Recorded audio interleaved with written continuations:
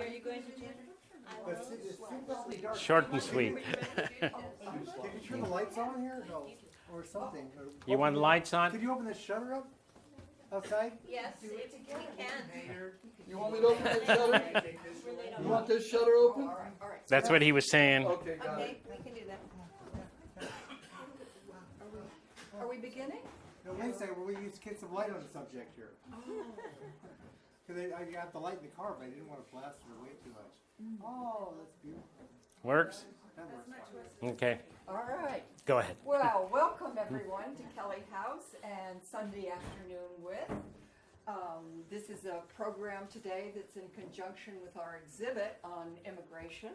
And we're absolutely delighted to have with us Dr. Elmana Costa, who is a professor of teacher education Mixing education. at California State University in Stanislaus, and also the director of Portuguese studies there. And he has been there, or a professor there since 1995, and came to America when he was 10 years old with his parents. You got amazing memory. And settled in the valley. Mm-hmm. And you've lived here in California? 50 years as of May 28th. My goodness me. So today the title is Hooked to America, the impact of whaling on Portuguese immigration.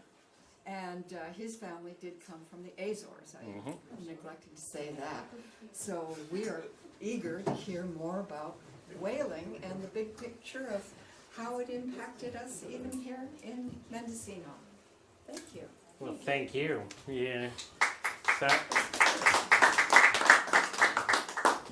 I'm so glad to be here. This is only my second trip. I'm 50 years in California, only the second trip up to this part of the state. You know, it's amazing how we tend to think it's Bay Area and LA and San Diego, and we forget half of California is north of San Francisco. And beautiful country, I tell you. You guys gave me the best weather, and I've had the warmest hospitality at what is a Brewery Gulch Inn. Wonderful place. If you haven't been there, I recommend that you go there. It's been an interesting thing. My family came to America when I was 10 years old. Literally, my brothers and I got together on May 28th to celebrate our 50th year of arrival in this country. And I've always wondered, how is it that most immigrants from Portugal actually come from the Azores Islands. And I wonder, how is it from a little place in the middle of the Atlantic did people find their way to California? And I've wondered about those things, and so over my lifetime I've spent a lot of time delving into this and trying to understand. If you set back further, because you're right in front of Go ahead. Excuse me. No problem. Hi. That there is, and this is literally true, if all the people of Azorean descent went back to the Azores, we would not all fit on the islands. I mean, there are far more. I think Ireland could say the same, whereas there are 50 million Americans claim to be Irish descendant. So there are two very distinct periods of immigration for Portuguese Americans. One is before World War II, essentially, before the Great Depression, and peaking in 1911 through 1920. Although, interestingly enough, and in fact, looking through some of the things in this museum, the Lemus room back here, a lot of Portuguese were here in Mendocino way back to the 1850s. So there were people coming here very early, but the peak seemed to fall here. And then, what happened in 1939, Great Depression and all that. But what many people don't realize is the National Origins Act. Any historians in the audience? Any know what I'm talking about? Okay. Basically, the National Origins Act said that you could only be admitted to the United States in proportion, from countries around the world, in proportion to the number of people of that ethnicity who were already here. Okay? So basically, many people historically interpret it to mean that we were trying to keep the United States as English, Irish, and German, And really a reaction to the Southern Europeans, to the Italians and those others, and to the East Europeans, the Polish and those others, trying to be exclusive in who we were admitting.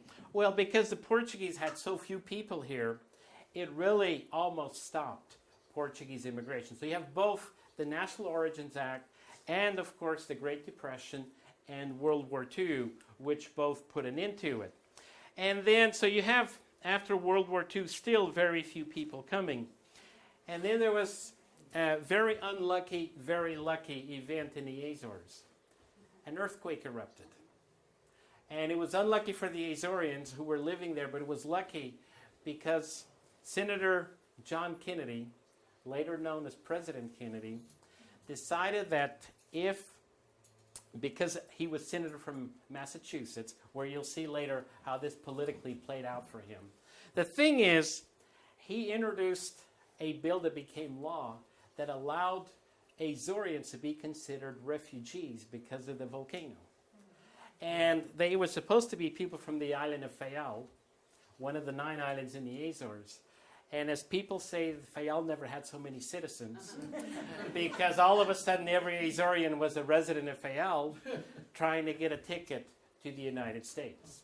And as a consequence, you saw immigration start to go up. That was 1958. So really around the 1960, 61, it really picked up. And then the United States changed its immigration law again and basically said that now the main point of the law was trying to reunite families. So if you had a sibling live in the United States, if you had a parent, if you had a child, they could petition to reunite their families here. Well, here's an interesting thing about the Azores. There is not a family, I guarantee you, there is not a family in the Azores that does not have relatives living in the United States. Okay? And so all of a sudden, the gates flooded open. And this happens to be the time when my family came. My wife Albertina is sitting here, and her family came at the same time in the 1960s. I actually could have come long before that. I didn't realize it at the time. My mother was born in Gustine, California. Okay? Does anyone even know where Gustine is? Oh, you do? Okay. Okay. So, because my mother was born in Gustine, at the time of birth, I and Ted Cruz can claim the same thing. I could have run for president. Because I was child of a U.S. citizen, I was a U.S. citizen by birth. I didn't realize it. My mother didn't register me with the U.S. consulate, so until we immigrated. But she could bring her family at any time. There were other factors. We'll talk about why she didn't bring us back here sooner or didn't bring us here at all. But anyway, so you see a second wave of immigration peaking in the 70s. And then after that, it went down. And quite frankly, nowadays, hardly anybody immigrates anymore. Why? We'll talk about it a little bit later, but things got so much better. And as, in fact, I saw here one of the displays that was here yesterday, they talked about the pull. What is the pull? But besides the pull, there's a push also. And I have, in fact, a slide that'll talk about what was pushing people out. I sometimes think the great metaphor for the Azoreans is the lemmings. The myth, which is not true anymore, scientists have disproven it, but the myth was when there was too many lemmings, they would all throw themselves at the sea and go out in other places. Well, the Azoreans are like that. We tend to peak, have too many people, too many babies. We can't all live on small islands with limited resources. We immigrate in massive waves. And then after we've loosened up, there's not so many left, nobody immigrates. Well, now Europeans, as you know, aren't having babies anymore. I think it's one child, literally, one child per couple is the average anymore in Europe. So there's a declining population as it is. So 2 distinct waves. Actually, Mendocino and Northern California is mostly descendants from this wave. Very few people from the second wave came here. They mostly went to the East Coast and they went to where we are in California and other places south. So where in the heck is the Azores? Well, see this right here? 9 islands. The Azores have a very interesting. Do we have any geologists in the audience? Okay, because you could talk about this better than I could. The Azores actually sit where three tectonic plates come together. There's the African plate, the European plate, and you can barely see here the Mid-Atlantic range where the North American and the European and African plates are pulling apart, literally pulling apart. So there are islands here that literally sit on the middle of that fissure. They're long and thin, and they literally have part of the island in one of the plates, part of the island on another plate. So what does that mean? Earthquakes, volcanoes, and all of those things that come about. I'm going to point out a couple other set of islands to you just because later in some other things they will be referenced. This happens to be the Cape Verde Islands. They were uninhabited until the Portuguese, quote-unquote, discovered them. I think in this case we can say they discovered them in the 1400s. And they're important because a lot of people from Cape Verde also came to America on the whaling ships. So you've got Azorians, you've got Cape Verdeans. The Cape Verdeans there was no one there. Portuguese settled it. They interbred between Europeans and Africans, and so you have a very mixed race people, Portuguese speaking though, and one of the few democracies in Africa. I mean, they've been able to. And there's another set of islands here that you'll see some reference to later, the Madeira Islands. At one point in the Canaries, in case you've heard, are right here. So that's the Azores. Actually, there are three groups of islands in the Azores. The eastern, the central group right here, which is 5, 2 in the east, and 2 more over here. These 2 that sit out here are actually where a lot of the people from this area came from. The island of flowers. Okay, a lot of people here in north trace their origins to this island. Where we live, and in most of other California, they trace their origins to the central group. In the East Coast, most of them trace their origins to this eastern group of the islands. I've read, and I'd actually need to go back on the map and look at it, but I've read that this island is actually closer to Canada than it is to mainland Portugal. Okay? So Newfoundland in Canada. It doesn't look like on the wall map, but if you look on the globe, you'll see that it is actually quite close. We fly here almost every summer. It's 4.5 hours out of Boston. So it takes us longer to get to Boston than it does from Boston to the Azores. So this is one of the islands, and you can see typical of a lot of the Azorean islands, not all of them, but long, multiple volcanoes. You can see one of the volcanoes here. This is the island of San Miguel or St. Michael, if you go with the translated name. So the Azores were settled or discovered in the early 1400s. They began settling them through the 14s and 1500s.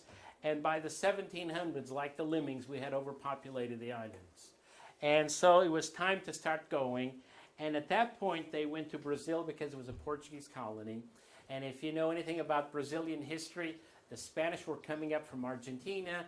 Portugal was trying to stop them from coming into what they considered Brazilian territory. And they took Azorians and literally started colonies along that as a way to claim the territory from Brazil.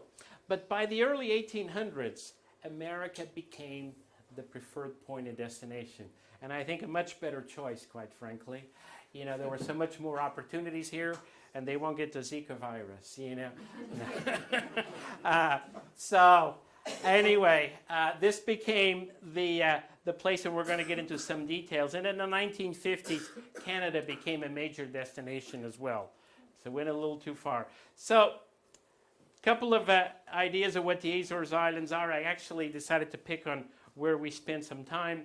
I was actually, you can barely see it, but there's a little white spot there. That's where I was born and raised. Literally born in the front bedroom of the house there. This happens to be Albertina's family home. So we split our time between both of the islands. People go to Hawaii and they say they're beautiful. I think I've gone to Hawaii 3 times. I love Hawaii, but I think beauty-wise, it's about, I don't know who has the better. Hawaii has a warmer climate, I will tell you that. Okay? Yeah, a warmer water for sure. So where did the Portuguese come to? California is the first place. Not a whole lot of us I mean, 356,000 is not like we're a huge population. And then Massachusetts and Rhode Island. And these three islands are actually where the majority of people from the Azores came from. The other three states, New Jersey, New York, Connecticut, tend to be more of a later immigration after World War II, and more people from mainland Portugal and not so much from the Azores. Although there's a mixing, and yesterday I was talking here to, is it Rex, I think, Smith, right? And we wound up speaking for a long time, and he was telling me that there were two Portuguese settlements here. The Azorians were down there, and the mainlanders were up here, okay? So any of you trace your roots to either there or there? Okay, and could you date each other? That's the question. The Azorians were busy dating the Finns. Oh, they were? Okay, so, well, we needed that for taller genes, you know, so. Okay, so in California, you can see that there are Azorians all over the place, but the main, this being pure numbers by Alameda County, basically across from San Francisco. And in fact, if you read John Steinbeck, there is in one character in one of the books, that's Portuguese Joe, I think, is the name, you know, and you will see some references to the Portuguese in Oakland, San Leandro, that area. And in fact, there's a book here from one of the Portuguese fraternal organizations, and all the fraternal organizations, there were 7 of them in Portuguese communities, and they were all based in somewhere in the San Leandro, San Jose area, because that was the biggest concentration. But you can see a lot of these other ones. Santa Clara is San Jose. Stanislaus is where we're from, right in the middle LA, Contra Costa back to the Bay Area, Sacramento, and pretty well mixed in. But because we're small numbers, as far as a percentage, the highest percentage we have is a little over 6% of the population, and that's in Merced County. Everywhere else, you start getting smaller and smaller. Let me just move this just a little bit, because it's a little bit off the screen. Okay, there we go. So nowhere do you have a huge concentration. Yet in some places, it's significant enough that people know. When I was going to junior college, there was a poster up on the wall, and they were teaching Modesto Junior College. They were teaching Portuguese, and the poster was kind of cute. They said Portuguese, the official language, and they ticked off the countries: Brazil, Portugal, Angola, Mozambique, Guinea-Bissau, Cape Verde, etc., and Gustine, California. So is that true? I spent so little time there, unfortunately, that Okay. I came to Hollister and Gustine. Okay. Yeah. So it's at one point I think it was true. It was Gustine was a very Portuguese town. Now it's I think more Latino. But again, you know, you can see small. But there's something that you will see later. Merced, Kings County, which is down in Tulare, Stanislaus County, Modesto, that area. A lot of these areas have Portuguese American congressmen. There's 3 congressmen from the valley, and you can see why, in a sense, because there's more of a concentration, and there's also economics, and we'll talk about that in a little bit. So, as I was saying earlier, there's 2 causes to immigration. One is there has to be a push. People don't necessarily leave unless there's a need to leave, okay? And so there has to be some economics, some political upheaval, something that leads people to look for a better place to go. And then at the other end, there has to be a pull. They will go where they will find jobs. And for the Portuguese, for the Azorians, it was first the whaling industry, and then it was textiles. If you've been to southeastern Massachusetts, it was the cotton mill that everyone dressed from cotton cloth made in southeastern Massachusetts. And so that's where we're going. So to understand the push a little bit, let me take you just very quickly through a lot of years of Portuguese history. And I just read actually about a month ago that Portugal celebrated 822 years of existence. Okay, because it was, and they traced it back to the year that the Pope recognized Portugal as an independent country. Because in those days, in the 1100s, if the Pope didn't recognize you, you didn't exist, you know. And he had a papal document saying, you know, it's an independent country, we recognize it. But in the 14 and 1500s, and American history, this is where I really don't think American history really gives us, we don't learn about the Portuguese, we learn about the Spanish. And because the Spanish had more impact in the Americas. But in the 1400s, Portugal was the seafaring nation. They were the ones that were literally sending every year boats to go a few miles down the coast of Africa and trying to find the route around Africa to India. It wasn't until 1500s that the early 1498 was Columbus. That Vasco da Gama was able to go around and actually get to India doing that. But Portugal controlled the seas. They controlled the Indian Ocean. They took ships to India. They took ships to Japan, to China. And it was the golden age of Portugal, too much to the detriment of modern Portugal, because I think we still live a little bit in the past. We keep thinking of what we did back then, where I think it would be a lot better if we looked ahead to what we need to do economically. But in the funny thing of the age of kings and divine right of kings, what did you do when you had no king, when there was no male heir? We know what Henry VIII did. Kept chopping off heads and marrying new women.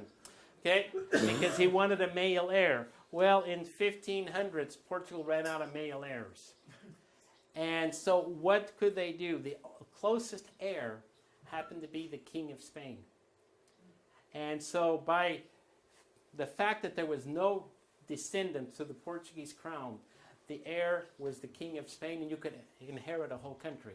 And he did. And so now, 1580, we become part of Spain.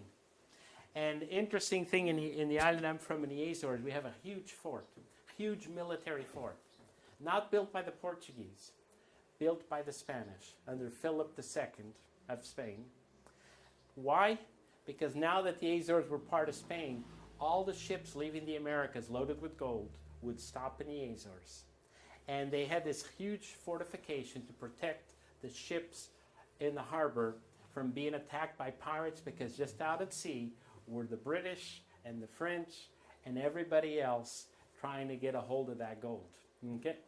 Can I ask a question? You bet. This is going to show my ignorance, but if you look at a map of Spain, Portugal looks like it was an inset, an afterthought. I don't know any more than what I see on the map. Yeah. Can you explain that briefly? You know, it's interesting because I have actually read a book on that by a guy named Charles Boxer, historian, and he said there is no logical explanation for the existence of Portugal as an independent country. Because the Spanish were able, under Ferdinand and Isabella, they were able to unite the two big kingdoms, Aragon and Castile, into what became Spain. And Portugal kind of stood out as a little thing to the side. And I think really the only explanation why they survived independently was that the British and the Spanish never liked each other. So the British always tried to side with the Portuguese to keep them as a needle in the side of Spain. Or because militarily we could not stand up to Spain. So a little bit like the creation of Israel. Yeah. Except we were all Catholics in the Iberian Peninsula. But nevertheless, we didn't get along, you know. And I, as a small child studying history in Portugal, there was only one history in Portugal. We fought the Spanish, we beat them back.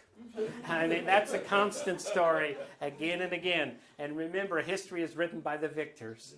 And in Portuguese schools, we study our version of history. The story goes, though, that there was what is now Portugal, in the northern part, there was a count from Burgundy in France who married the daughter of the king of, at that time, Leon and Castile, so that part of Spain. And it was a county within that reign, and he rebelled and decided to declare independence, and the king was too busy fighting the Moors and trying to reconquer southern Spain that he didn't bother, and by the time he took notice of it, was too late to reconquer it, and so it became an independent country. So how did the language get so? Now, the language is Portuguese is a different language from, remember, Spain actually has 4 languages. In Spain, there is no Spanish. Okay? In Spain, there is no Spanish. In Spain, there's Galician, there is Castilian, there is Catalan, and there's Basque. Okay? Castilian is what in the New World became known as Spanish. So what you hear Mexicans speak, what you hear Central Americans speak, it's Castilian Spanish. But Portuguese, Galician, which was that north of Portugal, and that strip along the coast, all spoke Galician Portuguese, what linguists now call Galaico-Portuguese. They've lumped the two together. I've actually, in fact, in Portugal, they run a channel from northern Spain, from Galicia, and the languages to this day are almost identical. They're not quite anymore. The Galicians they've developed a little bit of a lisp over the years, a la Castilian, where we don't have that lisp as much, but it's almost identical to this day. So that's how we came. So we have Spanish domination. Now the whole of Europe is against us because we're with Spain. And remember, this is Charles V. I don't want to give too much history, but he was at war with all of Europe, trying to conquer all of Europe. And we're part of, so they start attacking, they start taking over Portuguese colonies, the English, the Dutch, everybody throughout the world. So Portugal entered into a period of decline. They regained their independence in 1640. They actually took over Brazil again because the Dutch had taken it over. They reclaimed Brazil, but were not ever able to claim the trade routes to India and to Asia. And the Dutch now had control of those. Later, the British took it over from them. So anyway, we end up then with a period of decline, and then in the 1800s, that really continued. In the early 1800s, not Napoleon directly, but his forces under a general actually invaded Spain and then invaded Portugal. At that point, the British were out at sea. They literally stuck the Portuguese king in a boat, took him to Brazil, and Portugal has the distinction of being the only European country that was governed from one of its colonies. Okay? Because once they got to Brazil and Rio de Janeiro, they never wanted to go back to Portugal. Seriously. I mean, even after Napoleon was defeated and sent out to the middle of the Atlantic, the king stayed in Brazil. So eventually, one of the children went back after Brazil became independent, reclaimed the throne. But then Portugal went through a civil war. Almost the time the United States was going through a civil war, Portugal was going through a civil war. And in this case, the war was about those who wanted to try to reestablish an absolute monarch, meaning one had complete authority and they didn't share it, and those that were trying to establish what was called a constitutional monarchy. So basically now having a parliament to kind of control a little bit of what the kings could do. Well, after the Civil War, and that lasted for quite a while, there was also a strong Republican movement that said, why no king at all? And so what happened was, in 1908, they literally blew up the king and his oldest son in Lisbon as they were going through. They shot him dead, and the youngest son became king, but only lasted 2 years, and then he ran off to England, and the country became a republic. But the rebels had a hard time governing. It's one thing to blow things up. It's another thing to become the government. And what happened in the 18 years there was, and this is my term, but literally we had the president of the month.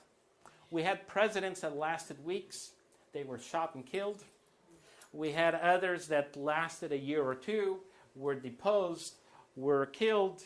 And so the country literally went to hell in those 18 years, fell apart, total economic collapse. And what happened is the military stepped in. As happens in so many places when times are desperate, the military stepped in, established the dictatorship. They brought in a guy named Antonio Salazar, who was an economist from the University of Coimbra, and asked him to try to get the country economically straightened out. He liked being in power and stayed on until he died in 1968. Wow. Okay? And so he controlled the country from behind, where am I? He controlled the country from behind the scenes. and made, I think, what was one fatal flaw that led to the second wave of immigration more than anything else. Portugal had extensive colonies in Africa, Angola, Mozambique, mostly in southern Africa, but others. And they decided that even though the French and the British pulled out and gave independence, they were going to hold on. They were going to keep their colonies. Well, everyone was drafted to 4 years of military service. And my family personally, 4 boys.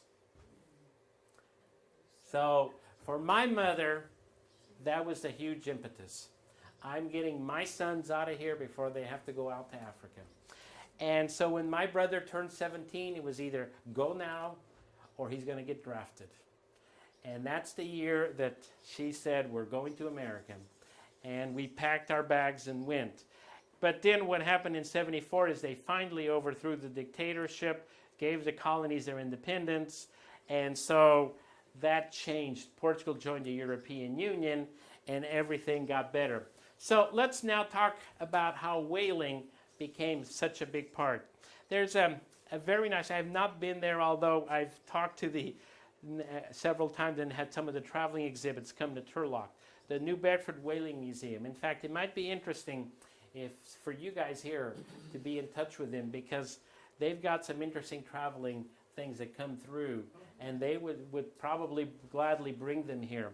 So from some of their research, and you guys can all read, so let me give you 30 seconds to quickly read that, because I think you can do that quicker than I can.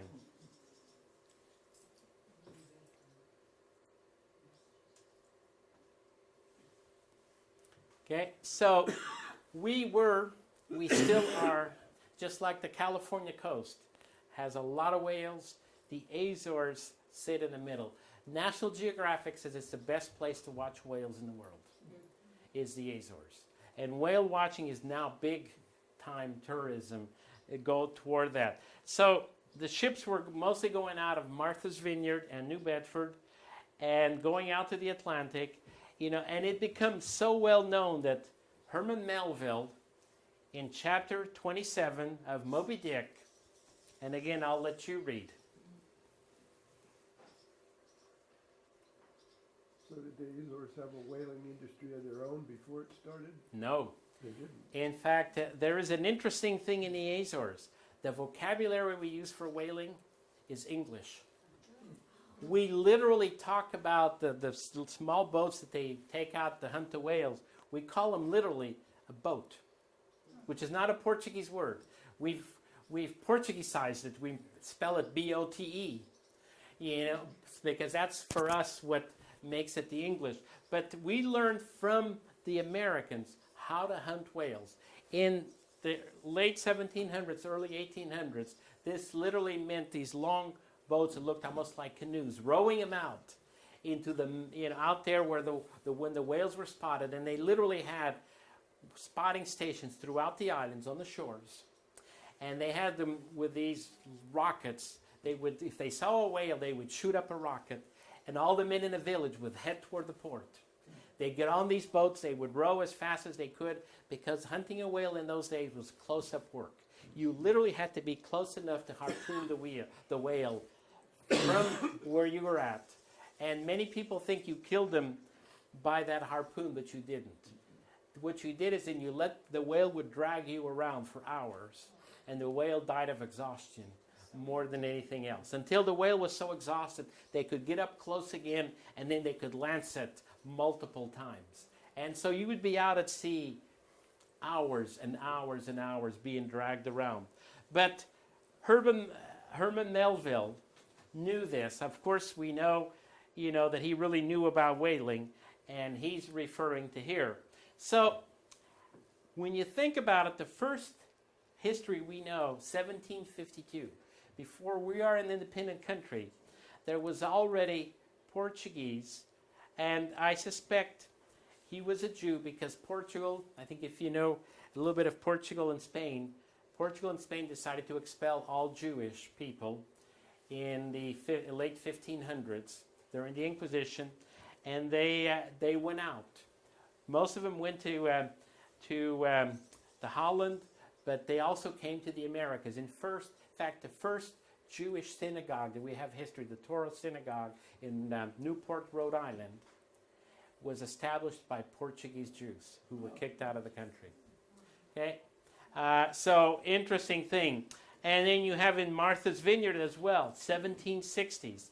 You have Portuguese with the Americanized version of their names, but you have people already owning boats, getting involved in the whale business.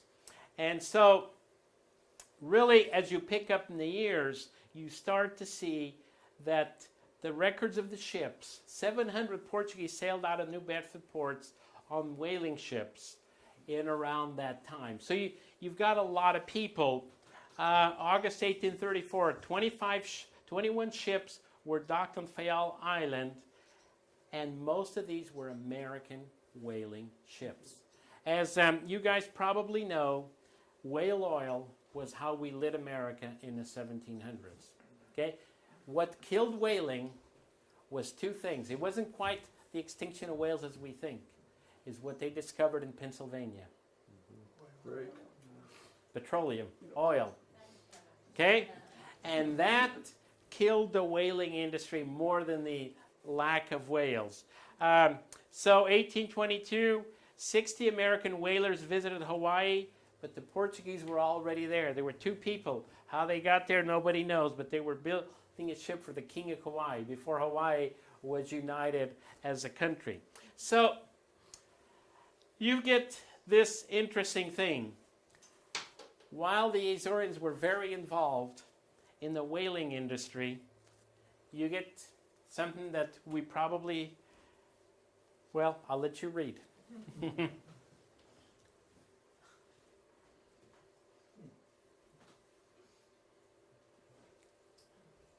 Okay.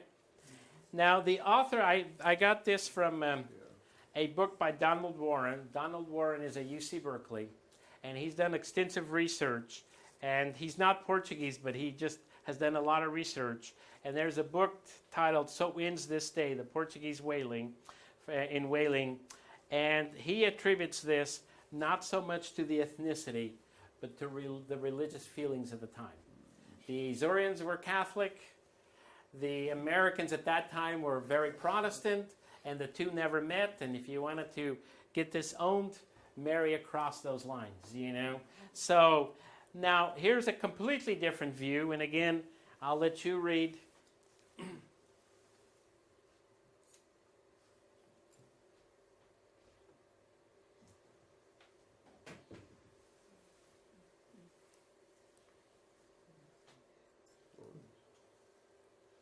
Okay, and the thing that's important is down here. This became very well established. You think of the trade winds in the North Atlantic. They run clockwise. So they would leave New England and head out because that's where the winds and the currents took them. Then they would get to the Azores. They would take on supplies, and they literally would leave port knowing they didn't have a full complement crew because they knew they could pick up people. It was illegal to immigrate from the Azores in those days. But literally when the ship was spotted out, at night they'd hop on the boat, young men, and they'd get out. Because there was opportunity. And so they could earn a living, where in the Azores it was very difficult to earn a living. So Flores Island, the westernmost island of the Azores. Now, when the ships eventually came back to Massachusetts, again, another part of American history, Slater's Mill. The first sign of industrialization in the United States, 1790. And as that first mill spread and to other parts of New England, all of a sudden those that came ashore, if they didn't like staying out in the boats, and if they wanted to settle down and get a family, they had ready employment because New England needed hands to work in the textile mills. And so people started to do that. This actually, for me, is very personal because my grandfather and should go back one more generation, my great-grandfather brought his family to East Taunton, Massachusetts in the early 1900s. And my grandfather, I always grew up with the story that he was 13 years old, and the family lied, said he was 16, so he could go work in a textile mill. And so I have a cousin who likes to do genealogy, and a few years ago he found the street and the address, and I went to Easttown and found the street where he lived. I could not find number 21. There's no house number 21 anymore. So either they renumbered or the house burned down, but across the river was a textile mill, still to this day, although it's no longer a mill, it's now been converted into apartments, but the tall brick building is there where they worked in textiles. You know, and I have a great-grandmother that's buried in I found the cemetery in East Taunton, but the church records burned down. It's a Catholic cemetery, and so we no longer know what grave plot. And it was one of those nor'eastern days, and I realized I never want to live in the East Coast. It was so bitter cold, and I thought my ears were going to fall off, you know, and so I couldn't go gravestone to gravestone trying to see if she was there. So now then, you've got people settling, no longer just being on the boats, but now settling and working. And here you see the reference to the Cape Verdeans and to the people from Madeira. But again, it's a lot of people from the islands and only a small number from the mainland. And then the interesting thing is, if you're going to have families and multiply, the females were all from the Azores. Okay? And so you start to have, you know, settling in the East Coast. But how did we get to California? Well, here's the interesting thing. 1880, this is the number of ships that went out whale hunting from New Bedford. These are the numbers from San Francisco. Okay? Dominant in it. But what had happened by this time? They were literally running out of whales in the Atlantic. They had hunted them so efficiently. It's one thing we Americans do. Whatever we do efficiently. Okay? We had hunted them so efficiently that they were literally running out of whales. It was no longer economical to do. So where was a new source of whales? Out here, the Pacific Ocean. And so it's shifted in a 5-year span, completely reversed itself. Now they're sailing out of San Francisco in huge numbers and almost disappearing in the Atlantic Ocean. And not only were they sailing, because this only refers to the number of ships that went out to whale hunting, but all along the coast, and we'll talk about here in a minute, they were setting up whaling stations. I tried to look to see if there had been one here, and it didn't seem like Mendocino had a whaling station. Humboldt had two. Humboldt, yeah. Up north, Fields the Landing Crescent City and... Fields Landing in Trinidad. Okay, exactly. So, yes. So, but then you've got the discovery of petroleum, and the whaling industry is going down, although it was not just, from what I understand, a lot of that with whale products were used in cosmetics. So Even in women's bras, I think, used whalebone. Okay? Corsets and those things. So there was a lot of different uses. So again, I'm not going to read to you, so but just quickly let you read.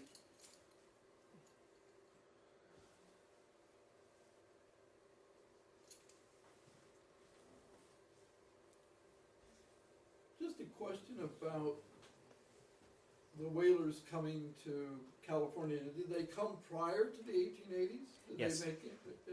Yeah, Right. there's actually, if you look at the shore whaling stations, and I think I have a slide here, they were in the 1850s. Okay, good. I mean, it's basically, even before the gold rush, I think they were setting up whaling stations. But I think there's a lot of other factors that come in here. You know, the railroads makes it easy to ship, and One all our- of those things. Yeah, one of our Portuguese immigrants who was here before the logging and all that was said to have come via the whaling ship to get to the New World. Okay. Yeah. So most of the Portuguese that came here, or Azorians, didn't come through the regular immigration process. They came on the ships. Originally. Now, remember, once they established themselves on shore, now they're bringing families. Yeah. And then you get the more standard immigration. But also something to understand, modern immigration, you don't leave well, there's illegal immigration, but the legal immigration, you don't come until you have documents from the U.S. consulate that give you permission to enter the country. In the 18 and early 1900s, you got on a ship and you came. You didn't have to have documents. Okay? My paternal grandfather was a young man, went on our island. He went across the island. We lived on the north end of the island. And the south end was the biggest city in the Azores at that time. He went there to collect some money from some cattle that they had sold. There was a ship headed to America there in the harbor. And he told his brother, take the money back to Mom and Dad, tell them I'm going to America. And he hopped on the boat and went to America. Went to Los Banos, California. Okay? And so in those days, when the ship was in the harbor, they wanted to sell seats. They wanted to make money. They wanted a full ship. They would recruit people to jump in. People got in when they got to Ellis Island, and it wasn't just Ellis Island. It was Angel Island in San Francisco. There were ports of entry where they didn't decide whether they would admit you or not, but most people were admitted. Rarely was anyone turned around. So we've got, an interesting thing here too, that Portuguese became the language on the whaling ships. Okay? At one point it was prohibited, but then it's like, how can you prohibit it when everyone from the captain on down is Portuguese, and that's the language that they're using. So we talk about, 1855, Sacramento Daily Union newspaper, talked about Monterey, and again, whale hunting, and we're talking about the kinds of whales and all that, and I don't know how much $438 was in 1855, but I suspect that was a pretty good amount of money to earn in a few months' time.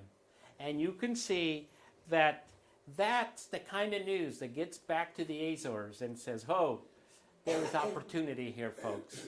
Let's get out there. And this is actually a drawing or a picture from the one at Moss Landing, of the time of, oops, did I go too far? Yes, I did.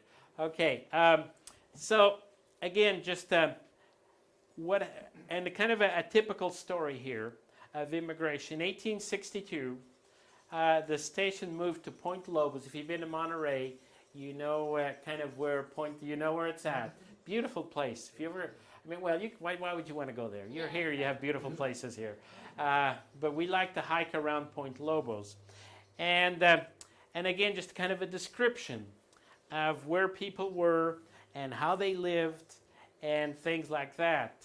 So very much a presence. Now you can see, here's what you were talking about, okay?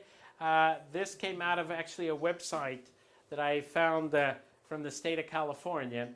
There were a lot of shore whaling stations. And this was not by no means exclusively Portuguese, but very common to have Portuguese, so much so the one in St. Pedro was even called Portuguese Bend. Okay? So very much a reason how we ended up here. And so you see, again, an evolution where going from the poor boy on the boat to actually buying out the whaling company, and it becomes the name New Company of Portuguese Whalers. Okay? I think, though, where Portuguese went wrong and continue to go wrong is we never had the venture capitalists. Okay? The ones who invest the money are the ones that always make the most money. Okay? We were always a good worker, the one you could rely on. We were never the smart banker who could bankroll the whole thing. And so that always left us a little bit in behind the scenes in some of this. So the thing is, we know whaling ended and had to come to an end, and it came. And so what happened was, even though people came and started, and the whaling was the impetus to get people here, you know that around here, eventually people settled and started working in the sawmills and doing that kind of thing. But here north, you see that very much. in our part of the world, dairying is where the Portuguese went into next. So if you go to Gustine, it wasn't Wales, it was cows. So much so that 48% of all dairies in California are owned by people of Portuguese ancestry. 48%. The other 48% are owned by Dutch, interestingly enough. And the other little smattering is a smattering of this, that, and the other. But two ethnic groups dominate the dairy industry. And so where we live, we all got our starts in the dairy industry. I came settled in a dairy, fed calves, washed barns, did all that before going to school in the morning, and came home and did that again.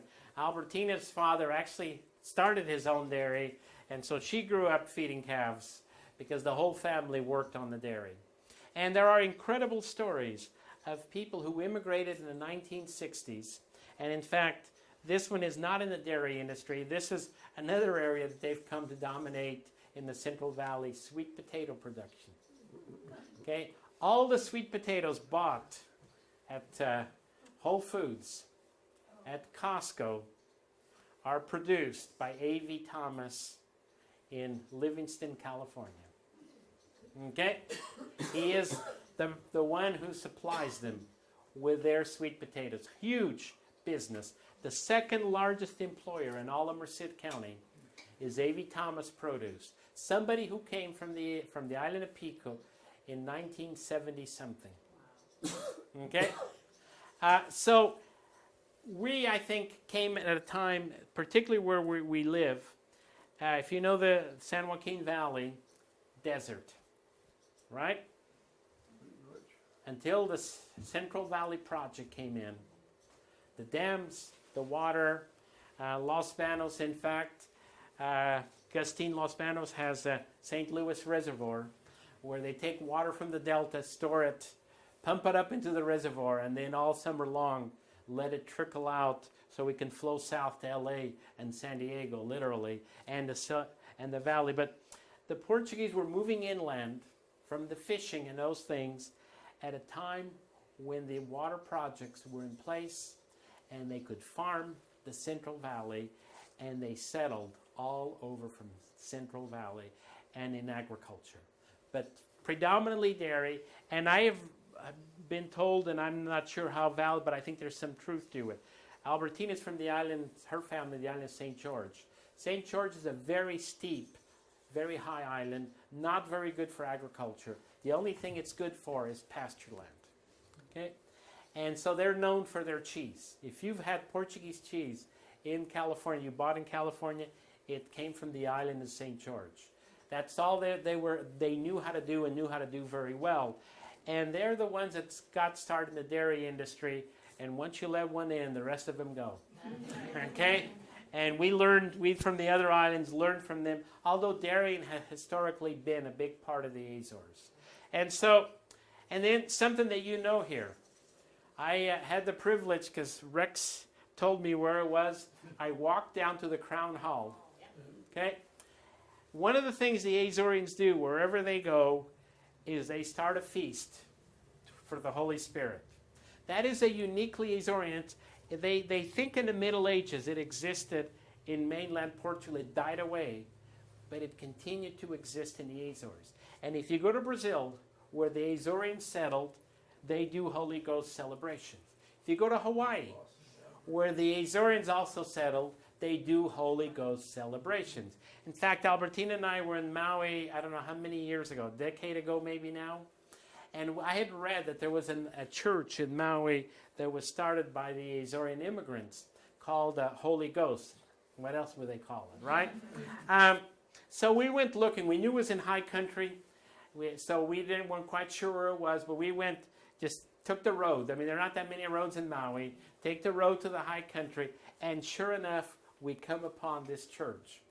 Octagonal, very odd shape for a church, an octagon. So we get out of the car, we go in, and we're hoping that it would be open, and sure enough, it was open. And if you know anything about Catholicism, is every church has the Stations of the Cross, right? The Stations of the Cross are all written in Portuguese. Okay? They were written in Portuguese that is now considered archaic Portuguese. The spelling is no longer, because unlike English, most languages in the world update their spelling every 100 years or so to keep up with how people are pronouncing it. Well, we've updated a couple of times, and so the spelling was still very much 1800 spelling, but it was there, and in fact they had to restore them because they're now, a historic monument. These things are so old.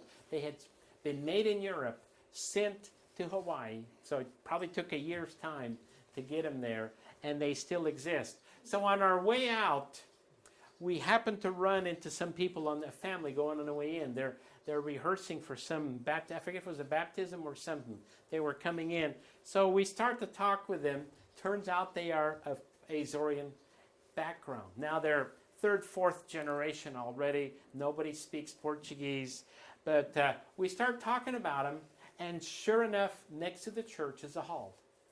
And he starts telling us about their celebration of the Holy Spirit that they do in that hall. But it's also interesting how things get acculturated, because the way that they provide their meat, if you know the historical way of doing the Portuguese food for the Holy Ghost, and it seems to be the only time of the year we serve that food, it's beef broth with cabbage and potatoes and other things, although the potatoes seem to have disappeared mostly in California, although in the Azores it's definitely meat and potatoes. And then you put the broth over hard, crusty bread, slice the bread, put it over, and then serve the meat and everything else. Well, in Hawaii, they were now cooking the meat more luau style. They were wrapping it in the tea leaf, the ti leaf, and cooking it and serving it, but they were still celebrating the Holy Ghost celebration in Maui, over 100 years since people had last gone to Hawaii, because there's been no Portuguese immigration for Hawaii for a long time. So you've got things like a heritage museum now set up in San Jose, and you've got a crop. If you like fiction, there are quite extensive number of Portuguese Americans. The most well known is Catherine Vaz, who are writing about this experience. But Frank Gaspar is a kind of up-and-coming author, and they use this Portuguese American experience to as the basis for their novels. And not so here, because there's been no new immigration in this area, but in the Central Valley, a lot of churches. Best known maybe Five Wounds in San Jose, because it's very very ornate. A lot of different things that you see, including, and this will offend some of you, but the Portuguese brought bullfighting to California. Okay? It's supposed to be bloodless. Sometimes it is, sometimes it isn't. But I think sometimes the guys who get out there, because the Portuguese have one tradition of bullfighting, well, one and several that makes it different from Spain. In Portugal, they don't kill the bull. They never have. Okay? The bull goes off, ends up in the butcher shop, and ends up as hamburger, but nevertheless, they don't kill the bull in a bull ring. And then the other thing that we do is we fight a lot from horseback. And those bulls that are fought from horseback have their horns capped, so they won't gore the bull.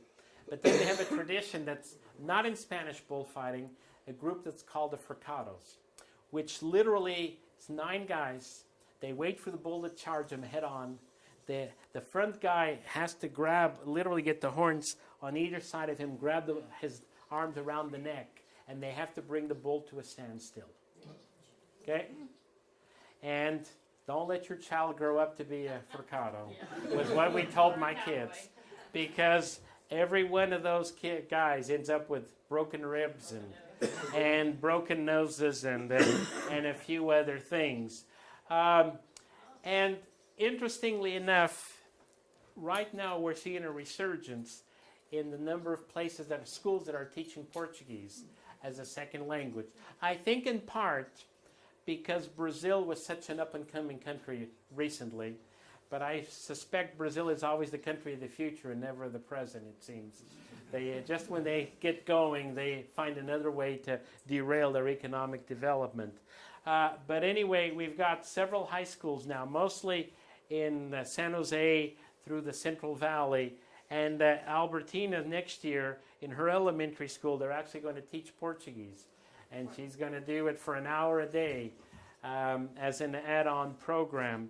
So this actually happens to be in Hilmar, where half of the population is literally Portuguese. Hilmar is a small town, 5,000 people or so.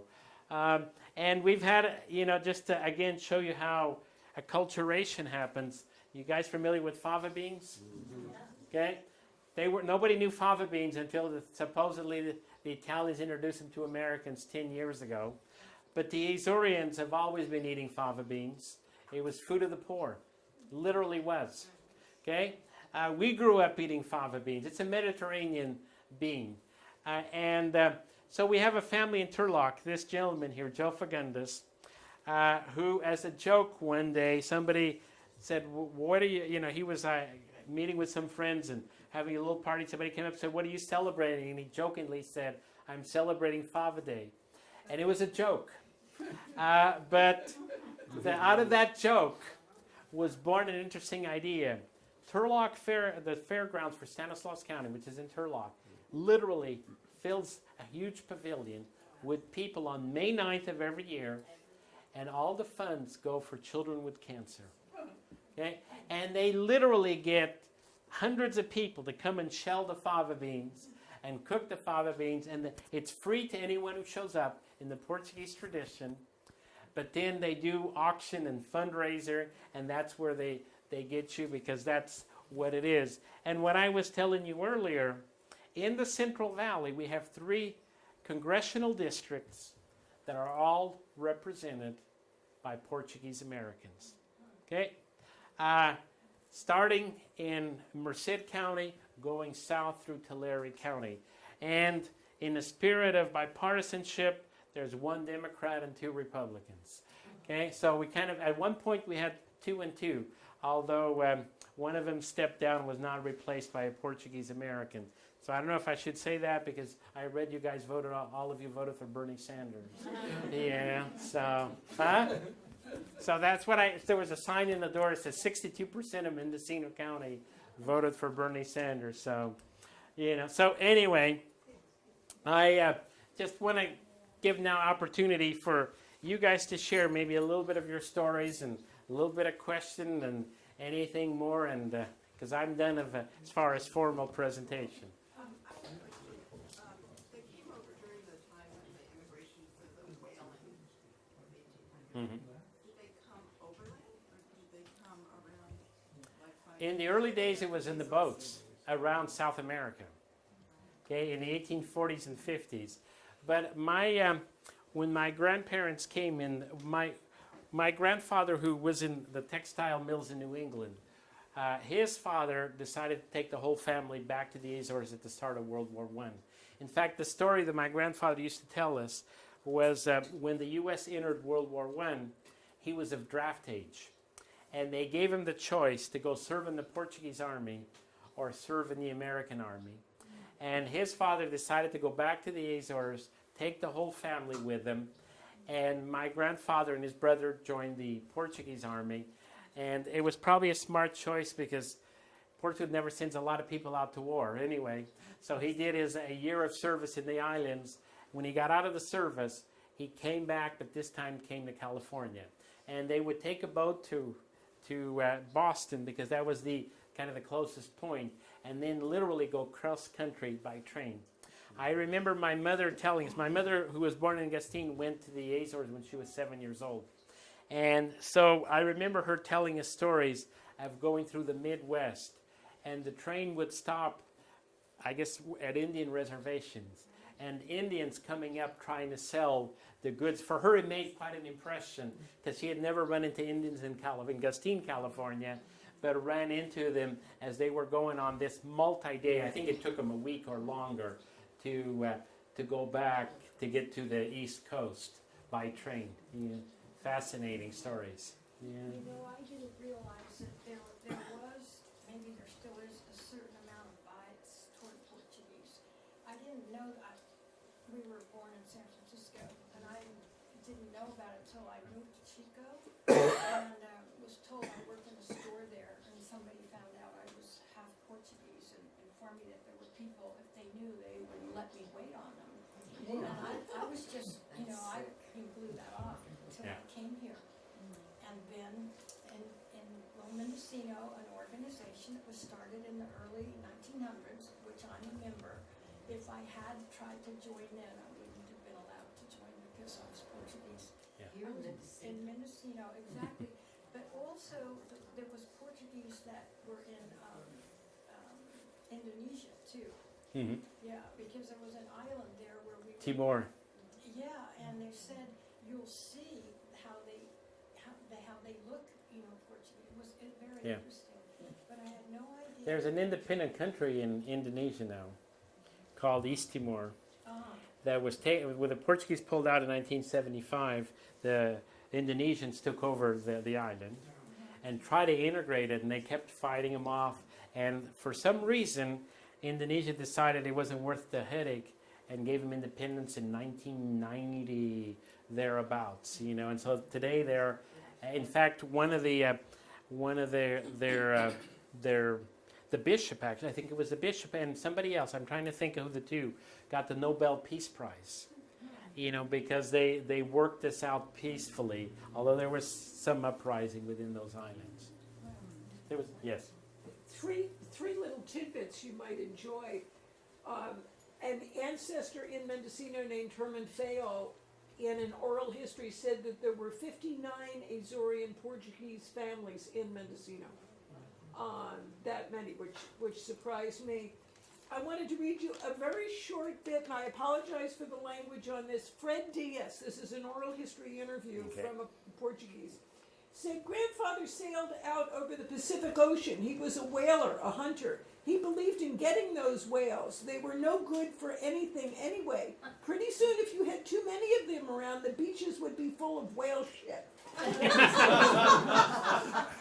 So I figured that person had some connection with the whaling industry. And we have a street here, a couple of blocks away, called Calpella Street. And in the research here at the Kelly House, there's stories about it being called the Street of the Seven Sisters, because there were 7 sisters from the Azorean from the Azores that all married into the community, all lived on the same block, and they said the kids would just sort of run around in clouds from house to house. Yeah. But it was the Street of the Seven Sisters with 7 Azorian But sisters. it's interesting because going back to what you were saying, when I was talking to Rex yesterday, he was telling me the reason the Azorians were down there is because it was the plan nobody wanted. It was too foggy and too windy. Have a hand here, then we'll go back there. Oh, okay, yes. Along the same lines, I had an uncle that graduated from UC Berkeley in the late 30s, and he applied to UC Graduate School and was denied admission because he was bluntly told because he was Portuguese. Yeah. I don't know if you know, but at Fort Bragg, every year they have a Holy Ghost celebration, and they do have the parade, and then they have, with all the girls, and then they have the soup with the bread. It's pretty good. It's still, it's most of these organizations are now 100 years old, and they're still going. Although, as I told Steve yesterday, I think the Crown Hall could use a donor. Yeah. Because it's a pity to see something that's so old, disappear. Going back to the slides that had the different counties and the populations, I think it was the top 12 were shown.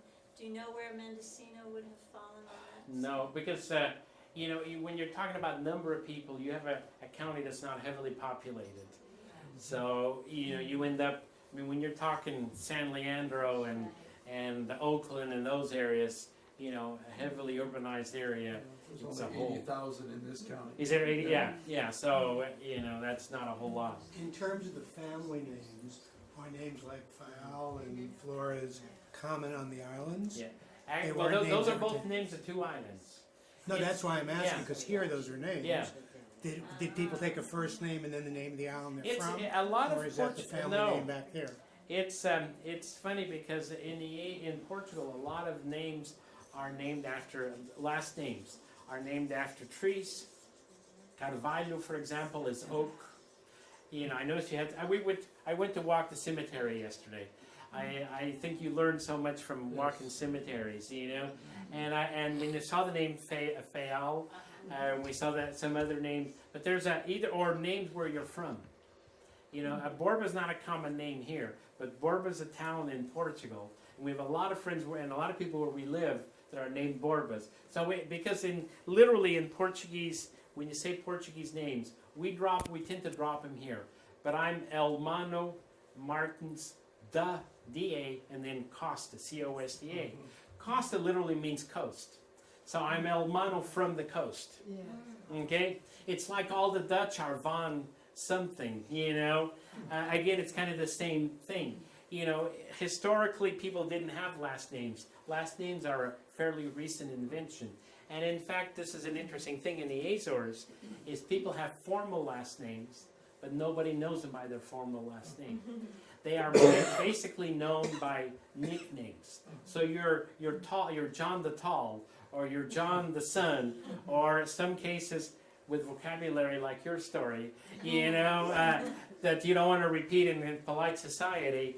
But you know, they pick up these nicknames because they're John the Stutter, or John the Blonde, or Mary the Skinny, or something like that. You know, and that's how people kind of knew each other. Yeah. But, Faria? Yes, very common one. Yeah. Well, thank you so very, very much. We really enjoyed your talk. Thank you for having me. I'm sure that all of us, when we either hit Costco or Whole Foods, or maybe even Harvest Market, when we look at those yams and sweet potatoes, we'll think, oh, it's been They don't label them from where they come, though, so you won't know. We won't know. Well, then it would have to be Whole Foods or Costco. Yeah. But lovingly raised by a Portuguese. Yeah. With Mexican laborers. Oh, yeah. So, Kelly House appreciates all of you coming, and we will have another Sunday afternoon talk on the 26th of June, and that will be about Asian and Chinese immigrants by Lorraine He Chortley.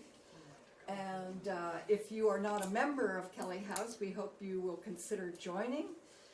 You get a wonderful discount coming to these afternoon lectures, and you also receive the Historic Review publication once a year, and also are invited to other special functions throughout the year. But thank you very, very much, and again, My pleasure. Really enjoyed it. Really enjoyed coming here. Thank you.